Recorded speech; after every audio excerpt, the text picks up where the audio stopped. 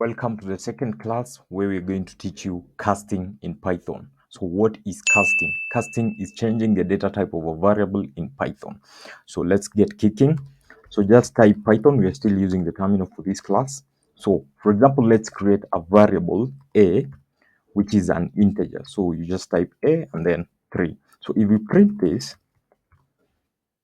we need the type, not really, so the type of a, so that we see what type it is, and then we can try cast it. So you can see it's an integer.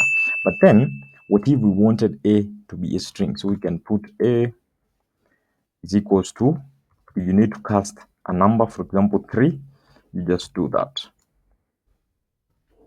and there you go. So if we print type of a now, it should be what? It should be a string. So that is how you do casting in Python.